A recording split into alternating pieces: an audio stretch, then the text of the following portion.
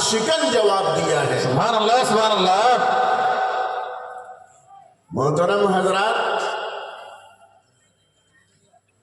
ایک موقع پر غازی پور کے ایک بد عقیدے نے، ایک غیر مقلد عالم نے ایک کتاب لکھی جس کا نام ہے رہبر اسلام۔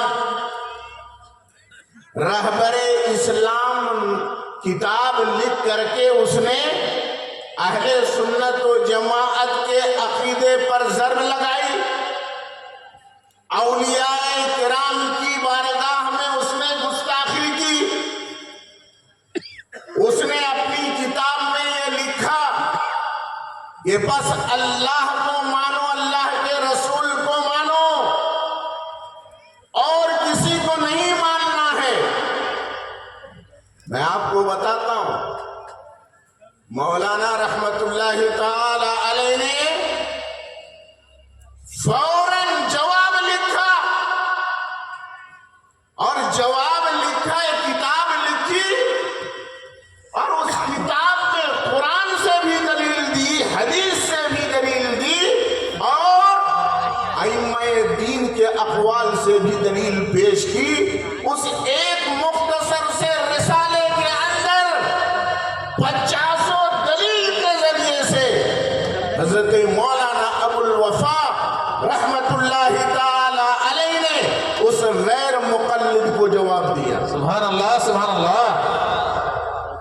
حضرت نے جو لکھا ہے، میں نے جب پڑھا تو مجھے حیرت ہوئی کہ ایک خطابت کی دنیا میں رہنے والا انسان، تقریر کرنے والوں کو وقت نہیں ملتا، آج یہاں ہے تو کل وہاں ہے، رات جلسے میں تو دن ٹرین میں۔ ایسے حال میں انہوں نے کتاب لکھی اور دلیل کے ساتھ مزین کر کے کتاب لکھی۔ وہ آپ خود فرماتے ہیں کہ وقت نہیں تھا تو میں نے اس کتاب کا مبیضہ تیار کیا ہے، تو کبھی ویٹنگ روم میں بیٹھ کر کے لکھا ہے، کبھی ٹرین میں لکھا ہے۔ یہ تھا استحضار علمی، یہ تھی ان کی قابلیت۔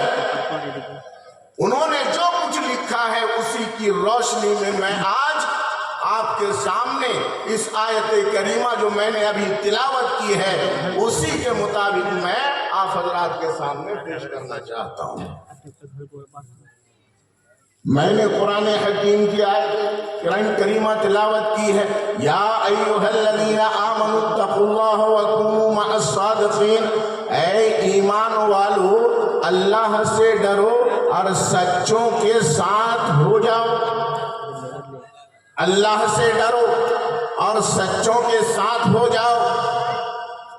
یہاں پر میں آپ سے پوچھنا چاہتا ہوں، ایمان والوں سے کہا جا رہا ہے نا، اے ایمان والو اللہ سے ڈرو، مطلب یہ ہے کہ تقوی کا حکم دیا جائے گا تو ایمان والوں سے دیا جائے گا، ایمان والوں سے تقوی کا مطالبہ ہوگا، اور جس کے پاس ایمان نہیں ہے سب سے پہلے اس سے کہا جائے گا ایمان لا، ایمان، پھر اس کے بعد تقوی۔ تقوی کا کیا مطلب ہے؟ بولیے، کیا تقوی کا یہ مطلب ہے کہ جلسہ کرو اور نمازیں چھوڑ دو؟ تقوی کا یہ مطلب ہے کیا ماں باپ کی نافرمانی کرو اور بیوی کی بات پر چلو؟ کیا تقوی کا یہ مطلب ہے کہ والدین کی نافرمانی کرو؟ کیا تقوی کا یہ مطلب ہے پڑوسی کا حق مارو؟ کیا تقوی کا یہ مطلب ہے جھوٹ بولو؟ کیا تقوی کا یہی مطلب ہے کہ جوا کھیلو؟ کیا تقوی کا یہ مطلب ہے کہ غیبت کرو، چغل خوری کرو، حرام مال کھاؤ؟ ہرگز نہیں۔ تقوی کا کیا مطلب؟ تقوی کا مطلب یہ ہے کہ نماز فرض ہے تو نماز پڑھو، زکوٰۃ تو اگر مالک نصاب ہو تو زکوٰۃ دو، رمضان آئے تو رمضان کے روزے رکھو، صدقات کرو، خیرات کرو، ماں باپ کا کہنا مانو، بیوی کا حق ادا کرو، پڑوسی کا حق ادا کرو۔ مطلب کیا؟ ایک جملے میں جو اللہ تبارک و تعالیٰ نے حکم دیا ہے، اللہ کے رسول نے جس چیز کے کرنے کا حکم دیا ہے وہ کرو، اور جس سے اللہ اور اللہ کے رسول نے روکا ہے اس سے رک جاؤ۔ یہی ہے مطلب تقویٰ کا۔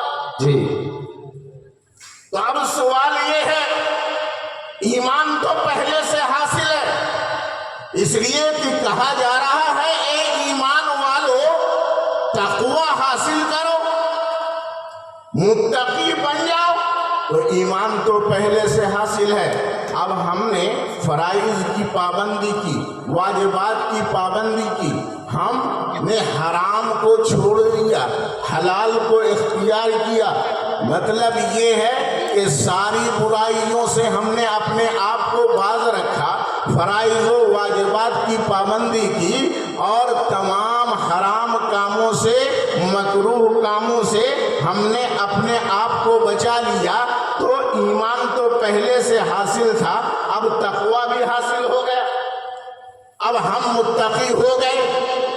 ایمان حاصل تھا، تقویٰ حاصل ہو گیا، بندہ متقی بن گیا۔ تو نجات کا دار و مدار تو ایمان اور تقویٰ پر ہے، نجات کا دار و مدار ایمان اور تقویٰ پر ہے۔ جب کامیاب ہونا ہے، مومن کامیاب ہوگا تو ایمان اور تقویٰ کے ساتھ۔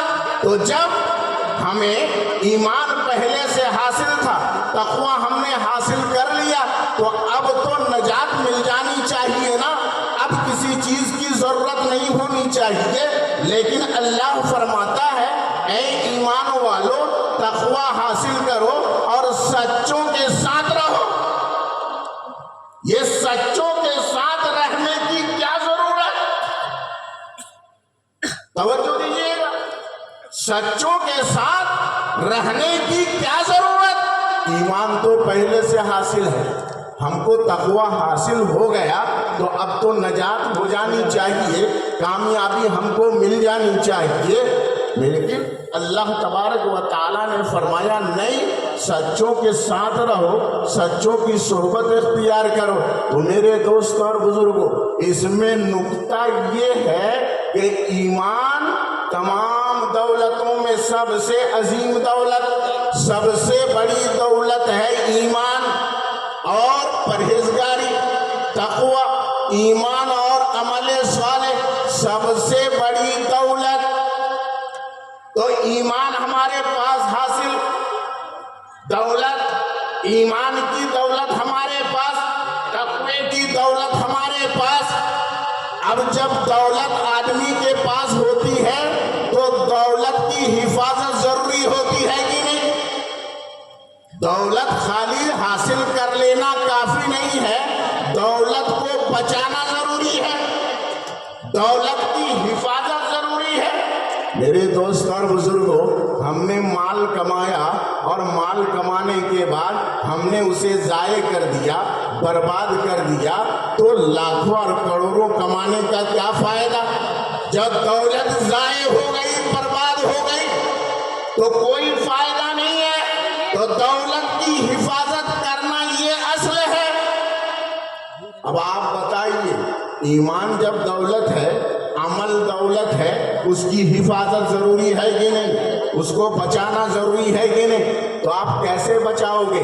ارے مال کمایا، روپیہ پیسہ کمایا، اس کی حفاظت کے لیے آپ نے لاکر بنوایا، الماری بنوائی، بکسا بنوایا، آپ نے الماری میں رکھا، لاکر میں رکھا، بینک میں رکھا، دولت کی حفاظت ہو جائے، تاکہ دولت بچ جائے، دولت کی حفاظت ہو جائے۔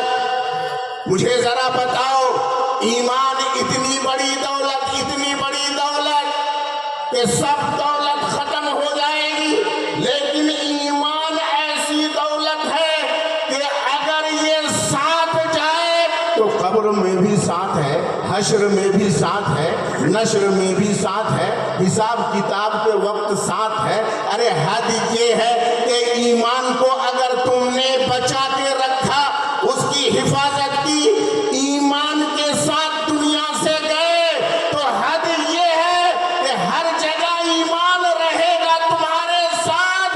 हत्ता कि अगर तुम अपने गुनाहों की वजह से जहन्नम में जाओगे तो ईमान भी साथ साथ जाएगा। जी ईमान छोड़ेगा नहीं। क्यों नहीं छोड़ेगा?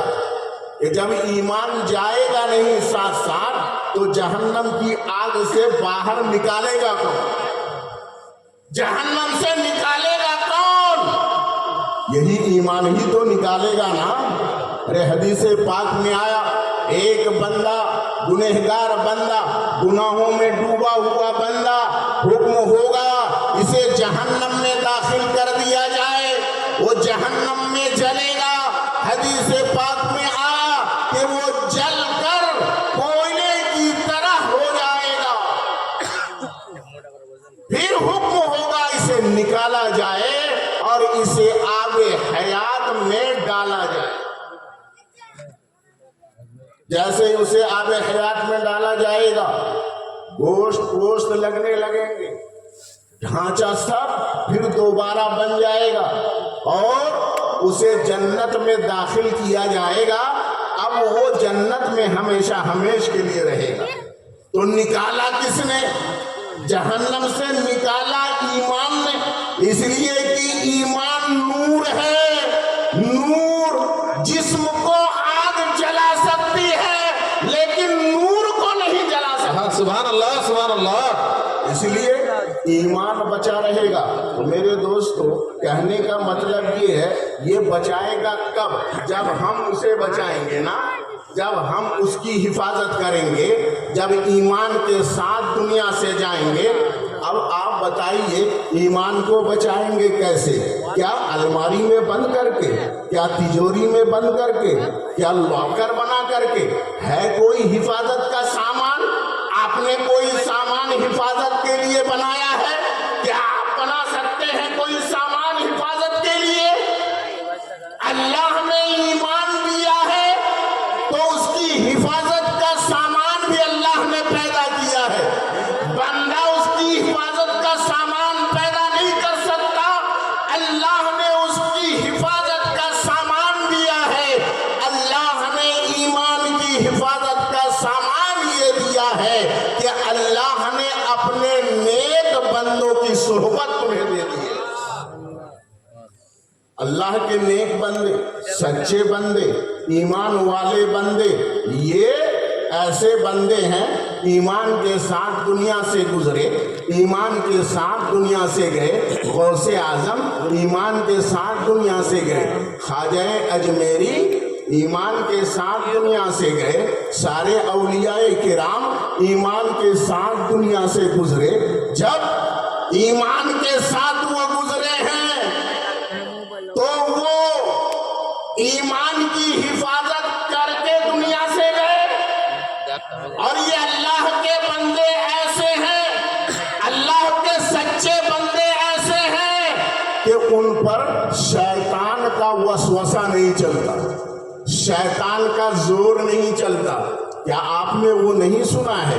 हजरत गौसे आजम रदियल्लाहु ताला अन्हु इबादत कर रहे हैं, जंगल में मुजाहदा कर रहे हैं, रियाजत कर रहे हैं, नमाजें पढ़ रहे हैं। इतने में एक रोशनी नजर आती है, आसमान में एक रोशनी नजर आती है और एक आवाज आती है, अब्दुल कादिर, मैं तुम्हारा रब हूं, तुम्हारी इबादत से मैं राजी हो चुका हूं, अब मैं तुम्हारे ऊपर से नमाज को माफ करता हूं।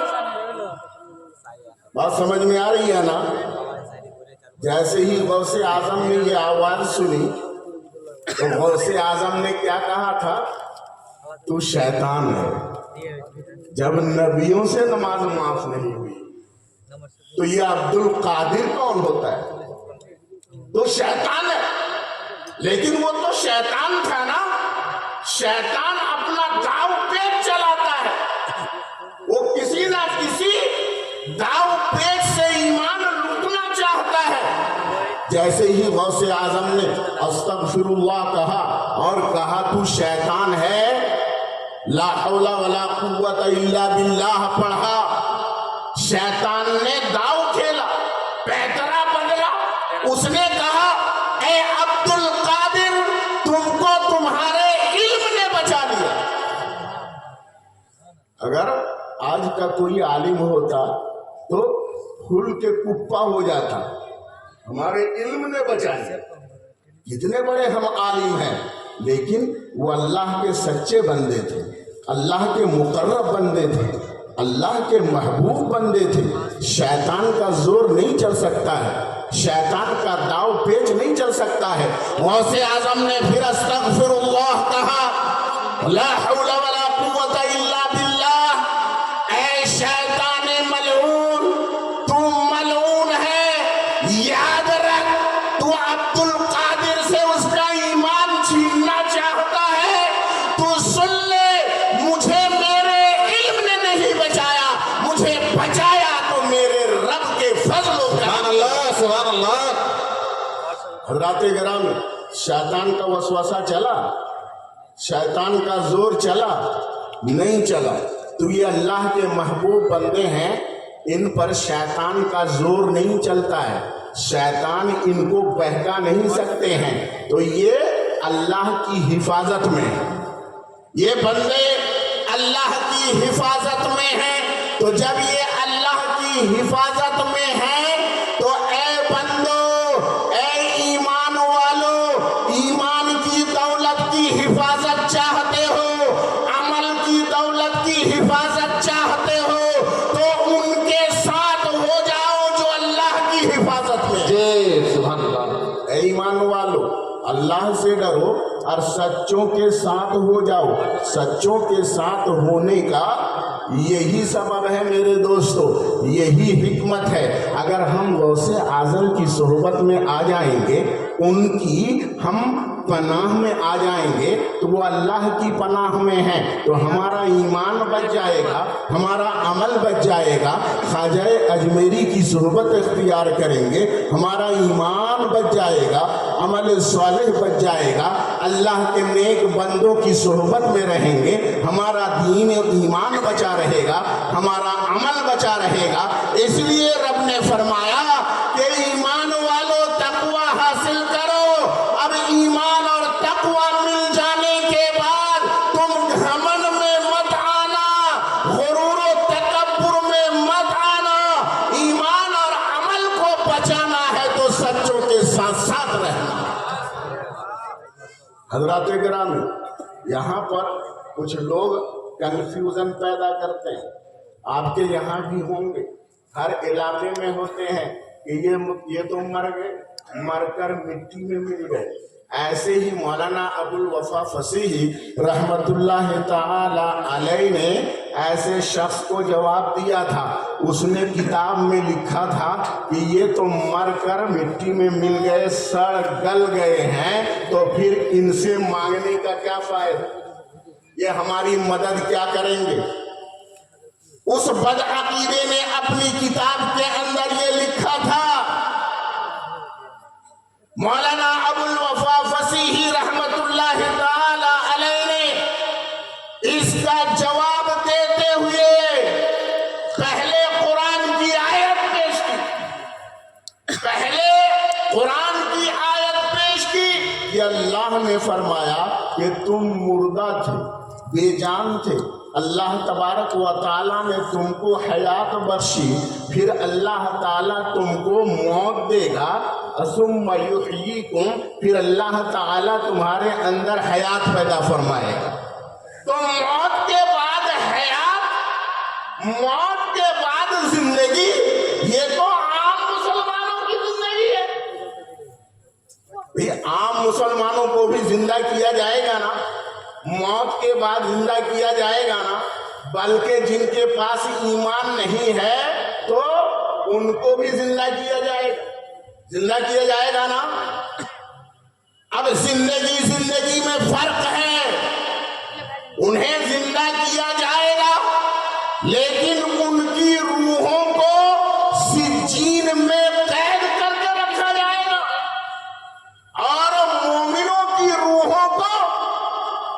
इल्लीजीन में रखा जाएगा जी जन्नत में।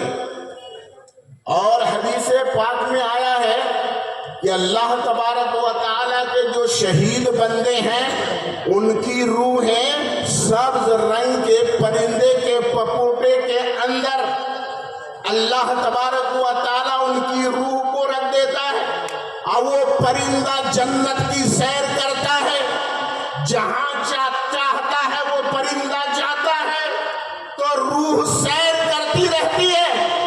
हज़रत मौलाना रहमतुल्लाहि ताला अलैहि ने सबसे पहले कुरानी आयात से मौत के बाद जिंदगी को साबित फरमाया, फिर उसके बाद हदीस पाक जो इससे मुताल्लिक थी वो हदीस पाक जिक्र फरमाई। और हदीस पाक जिक्र करने के बाद फिर अइम्मा के अक़वाल जिक्र किए। शेख अब्दुल हक मुहद्दिस दहलवी रहमतुल्लाहि ताला अलैहि का इरशाद नक़ल फरमाया कि शेख अब्दुल हक मुहद्दिस दहलवी इरशाद फरमाते हैं, मैं युस्तमद्दु बिही फी हयातिही युस्तमद्दु बिही बादा मौतिही। हाँ सुभान अल्लाह। जिससे जिंदगी में आप मदद लेते थे, वे वली की बारगाह में पहुंचते थे, अल्लाह के नेक बंदों की बारगाह में पहुंचते थे, वो कुरान की आयतें पढ़कर दम करते थे, आपको शिफा मिल जाती थी, आप उनसे मदद लेते थे। तो फरमा आपके अंदर अहले सुन्नत व जमाअत का दर्द कूट कूट कर भरा हुआ था। आपने सिर्फ अपनी तकरीरों के जरिए से अहले सुन्नत व जमाअत के अकीदे की हिफाजत नहीं की है, बल्कि जहां पर मौका मिला और जरूरत पेश आई, जब कोई बद अकीदा तहरीर लेकर के आया है बद अकीदगी फैलाने के लिए, तो हजरत मौलाना अबुल वफा फसीह रहमतुल्लाहि ताला अलैहि ने कलम के जरिए से उसका दंदान शिकन जवाब दिया है। सुभान अल्लाह सुभान अल्लाह। मोहतरम हजरात, एक मौके पर गाजीपुर के एक बद अकीदे ने, एक गैर मुक़ल्लिद आलिम ने एक किताब लिखी जिसका नाम है रहबरे इस्लाम। रहबरे इस्लाम किताब लिख करके उसने अहले सुन्नत व जमाअत के अकीदे पर ज़र्ब लगाई। औलियाए किराम की बारगाह में उसने गुस्ताखी की। उसने अपनी किताब में ये लिखा कि बस अल्लाह को मानो, अल्लाह के रसूल को मानो और किसी को नहीं मानना है। मैं आपको बताता हूं, मौलाना रहमतुल्लाहि ताला अलैहि ने फौरन जवाब लिखा और जवाब लिखा, एक किताब लिखी और उस किताब में कुरान से भी दलील दी, हदीस से भी दलील दी और अइम्माए दीन के अक़वाल से भी दलील पेश की। उस एक मुख्तसर से रिसाले के अंदर 50 दलील के जरिए से हजरत मौलाना अबुल वफा रहमतुल्लाहि ताला अलैहि ने उस गैर मुक़ल्लिद को जवाब दिया। सुभान अल्लाह सुभान अल्लाह। हजरत ने जो लिखा है, मैंने जब पढ़ा तो मुझे हैरत हुई कि एक खिताबत की दुनिया में रहने वाला इंसान, तकरीर करने वालों को वक्त नहीं मिलता। आज यहाँ है तो कल वहाँ है, रात जलसे में तो दिन ट्रेन में। ऐसे हाल में उन्होंने किताब लिखी और दलील के साथ मुज़य्यन करके किताब लिखी। वो आप खुद फरमाते हैं कि वक्त नहीं था तो मैंने इस किताब का मुबय्यज़ा तैयार किया है, तो कभी वेटिंग रूम में बैठ करके लिखा है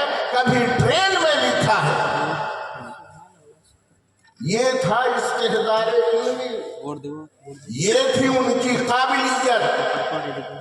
انہوں نے جو کچھ لکھا ہے اسی کی روشنی میں میں آج آپ کے سامنے اس آیت کریمہ جو میں نے ابھی تلاوت کی ہے اسی کے مطابق میں آپ حضرات کے سامنے پیش کرنا چاہتا ہوں.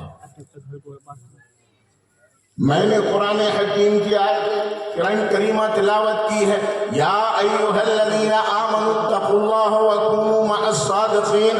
اے ایمان والو اللہ سے ڈرو اور سچوں کے ساتھ ہو جاؤ. اللہ سے ڈرو اور سچوں کے ساتھ ہو جاؤ. یہاں پر میں آپ سے پوچھنا چاہتا ہوں ایمان والوں سے کہا جا رہا ہے نا, اے ایمان والو اللہ سے ڈرو. مطلب یہ ہے کہ تقوی کا حکم دیا جائے گا تو ایمان والوں سے دیا جائے گا. ایمان والوں سے تقوی کا مطالبہ ہوگا اور جس کے پاس ایمان نہیں ہے سب سے پہلے اس سے کہا جائے گا ایمان لا. ایمان پھر اس کے بعد تقوی. تقوی کا کیا مطلب ہے بولیے؟ کیا تقوی کا یہ مطلب ہے کہ جلسہ کرو اور نمازیں چھوڑ دو؟ تقوی کا یہ مطلب ہے کیا ماں باپ کی نافرمانی کرو اور بیوی کی بات پر چلو؟ کیا تقوی کا یہ مطلب ہے کہ والدین کی نافرمانی کرو؟ کیا تقوی کا یہ مطلب ہے پڑوسی کا حق مارو؟ کیا تقوی کا یہ مطلب ہے جھوٹ بولو؟ کیا تقوی کا یہی مطلب ہے کہ جوا کھیلو؟ کیا تقوی کا یہ مطلب ہے کہ غیبت کرو, چغل خوری کرو, حرام مال کھاؤ؟ ہرگز نہیں. تقوی کا کیا مطلب؟ تقوی کا مطلب یہ ہے کہ نماز فرض ہے تو نماز پڑھو. زکوٰۃ تو اگر مالک نصاب ہو تو زکوٰۃ دو. رمضان آئے تو رمضان کے روزے رکھو. صدقات کرو, خیرات کرو, ماں باپ کا کہنا مانو, بیوی کا حق ادا کرو, پڑوسی کا حق ادا کرو. مطلب کیا؟ ایک جملے میں جو اللہ تبارک و تعالیٰ نے حکم دیا ہے, اللہ کے رسول نے جس چیز کے کرنے کا حکم دیا ہے وہ کرو, اور جس سے اللہ اور اللہ کے رسول نے روکا ہے اس سے رک جاؤ. یہی ہے مطلب تقوی کا. جی تو اب سوال یہ ہے ایمان تو پہلے سے حاصل ہے, اس لیے کہ کہا جا رہا ہے اے ایمان والو تقوی حاصل کرو, متقی بن جاؤ. تو ایمان تو پہلے سے حاصل ہے. اب ہم نے فرائض کی پابندی کی, واجبات کی پابندی کی, ہم نے حرام کو چھوڑ دیا, حلال کو اختیار کیا. مطلب یہ ہے کہ ساری برائیوں سے ہم نے اپنے آپ کو باز رکھا, فرائض و واجبات کی پابندی کی اور تمام حرام کاموں سے, مکروہ کاموں سے ہم نے اپنے آپ کو بچا لیا. تو ایمان تو پہلے سے حاصل تھا, اب تقوی بھی حاصل ہو گیا. اب ہم متقی ہو گئے. ایمان حاصل تھا, تقوی حاصل ہو گیا, بندہ متقی بن گیا. تو نجات کا دار و مدار تو ایمان اور تقوی پر ہے. نجات کا دار و مدار ایمان اور تقوی پر ہے. جب کامیاب ہونا ہے, مومن کامیاب ہوگا تو ایمان اور تقوی کے ساتھ. تو جب ہمیں ایمان پہلے سے حاصل تھا, تقوی ہم نے حاصل کر لیا, تو اب تو نجات مل جانی چاہیے نا. اب کسی چیز کی ضرورت نہیں ہونی چاہیے. لیکن اللہ فرماتا ہے اے ایمان والو تقوی حاصل کرو اور سچوں کے ساتھ رہو. یہ سچوں کے ساتھ رہنے کی کیا ضرورت؟ توجہ دیجیے گا. سچوں کے ساتھ رہنے کی کیا ضرورت؟ ایمان تو پہلے سے حاصل ہے, ہم کو تقوی حاصل ہو گیا تو اب تو نجات ہو جانی چاہیے, کامیابی ہم کو مل جانی چاہیے. لیکن اللہ تبارک و تعالیٰ نے فرمایا نہیں, سچوں کے ساتھ رہو، سچوں کی صحبت اختیار کرو۔ تو میرے دوست اور بزرگوں، اس میں نکتہ یہ ہے کہ ایمان تمام دولتوں میں سب سے عظیم دولت، سب سے بڑی دولت ہے ایمان اور پرہیزگاری، تقوی، ایمان اور عمل صالح سب سے بڑی دولت۔ تو ایمان ہمارے پاس حاصل، دولت، ایمان کی دولت ہمارے پاس، تقوی کی دولت ہمارے پاس۔ اب جب دولت آدمی کے پاس ہوتی ہے تو دولت کی حفاظت ضروری ہوتی ہے کہ نہیں؟ دولت خالی حاصل کر لینا کافی نہیں ہے، دولت کو بچانا ضروری ہے، دولت کی حفاظت ضروری ہے۔ میرے دوست اور بزرگوں، ہم نے مال کمایا اور مال کمانے کے بعد ہم نے اسے ضائع کر دیا، برباد کر دیا، تو لاکھوں اور کروڑوں کمانے کا کیا فائدہ؟ جب دولت ضائع ہو گئی، برباد ہو گئی تو کوئی فائدہ نہیں ہے۔ تو دولت کی حفاظت کرنا یہ اصل ہے۔ اب آپ بتائیے، ایمان جب دولت ہے، عمل دولت ہے، اس کی حفاظت ضروری ہے کہ نہیں؟ اس کو بچانا ضروری ہے کہ نہیں؟ تو آپ کیسے بچاؤ گے؟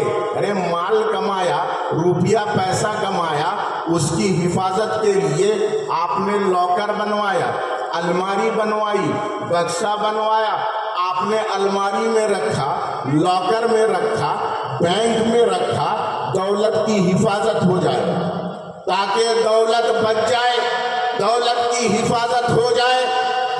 مجھے ذرا بتاؤ، ایمان اتنی بڑی دولت، اتنی بڑی دولت کہ سب دولت ختم ہو جائے گی، لیکن ایمان ایسی دولت ہے کہ اگر یہ ساتھ جائے تو قبر میں بھی ساتھ ہے، حشر میں بھی ساتھ ہے، نشر میں بھی ساتھ ہے، حساب کتاب کے وقت ساتھ ہے۔ ارے حد یہ ہے کہ ایمان کو اگر تم نے بچا کے رکھا، اس کی حفاظت کی، ایمان کے ساتھ دنیا سے گئے، تو حد یہ ہے کہ ہر جگہ ایمان رہے گا تمہارے ساتھ، حتیٰ کہ اگر تم اپنے گناہوں کی وجہ سے جہنم میں جاؤ گے تو ایمان بھی ساتھ ساتھ جائے گا۔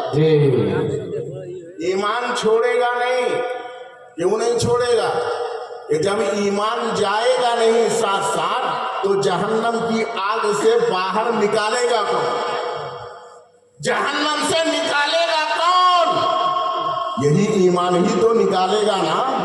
ارے حدیث پاک میں آیا، ایک بندہ، گنہگار بندہ، گناہوں میں ڈوبا ہوا بندہ، حکم ہوگا اسے جہنم میں داخل کر دیا جائے، وہ جہنم میں جلے گا۔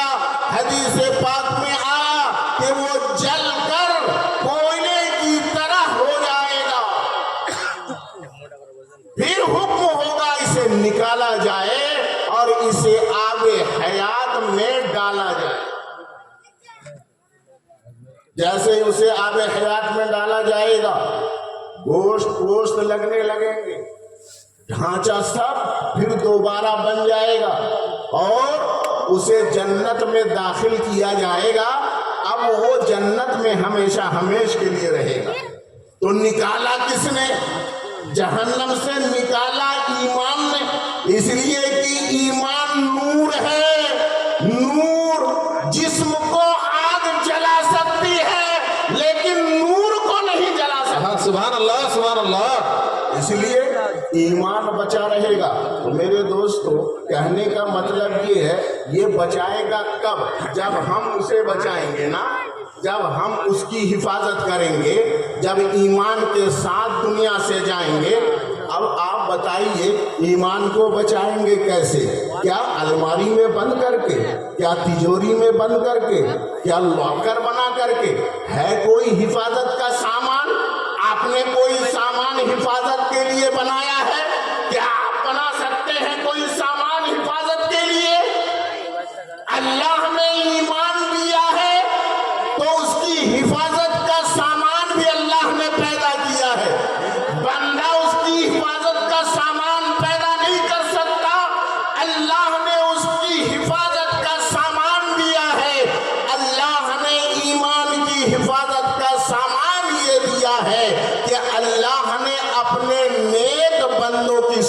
तुम्हें दे दिए।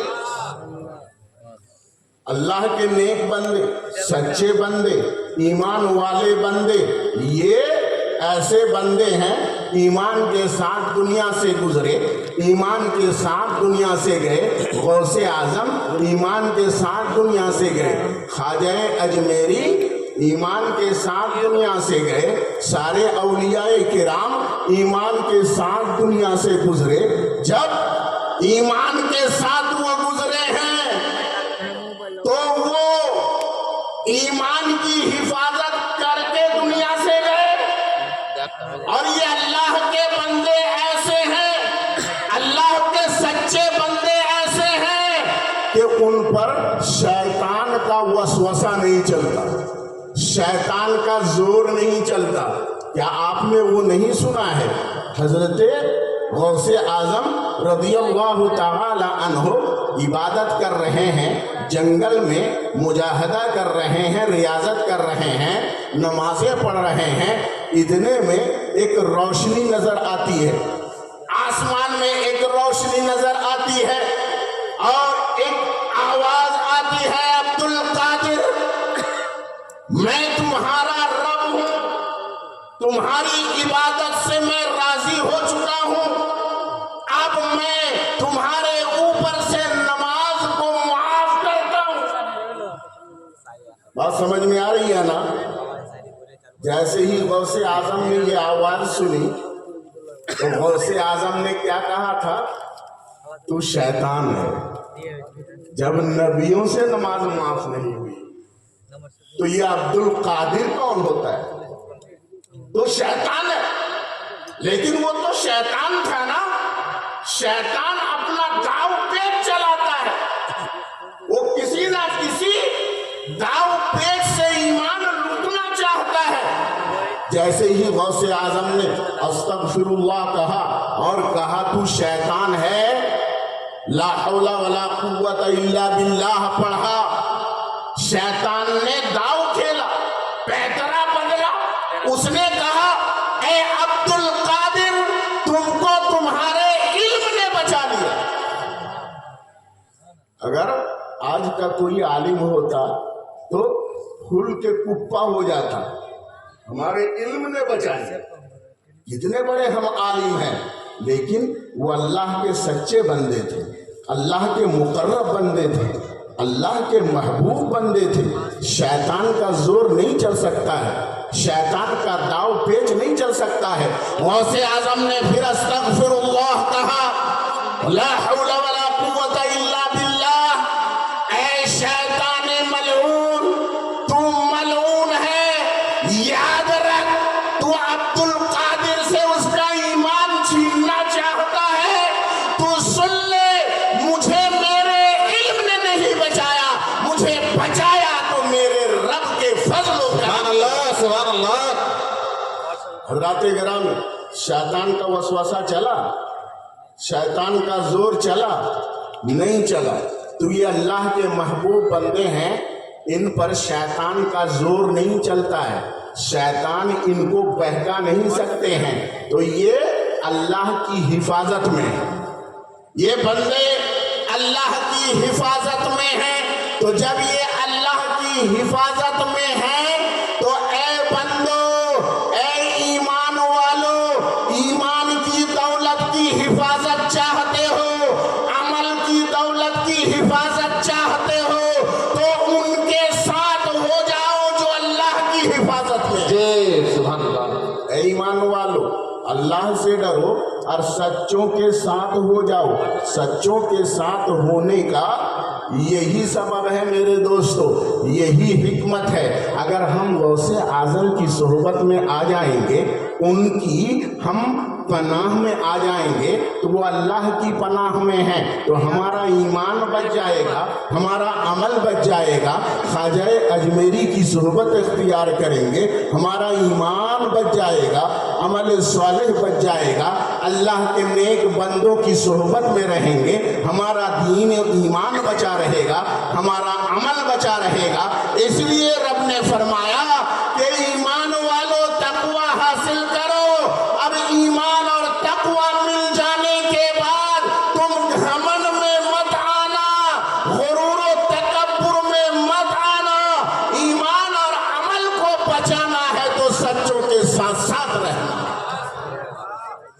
حضرات گرامی، یہاں پر کچھ لوگ کنفیوژن پیدا کرتے ہیں، آپ کے یہاں بھی ہوں گے، ہر علاقے میں ہوتے ہیں کہ یہ تو مر گئے، مر کر مٹی میں مل گئے۔ ایسے ہی مولانا ابو الوفا فصیحی رحمت اللہ تعالی علیہ نے ایسے شخص کو جواب دیا تھا۔ اس نے کتاب میں لکھا تھا کہ یہ تو مر کر مٹی میں مل گئے، سڑ گل گئے ہیں، تو پھر ان سے مانگنے کا کیا فائدہ، یہ ہماری مدد کیا کریں گے؟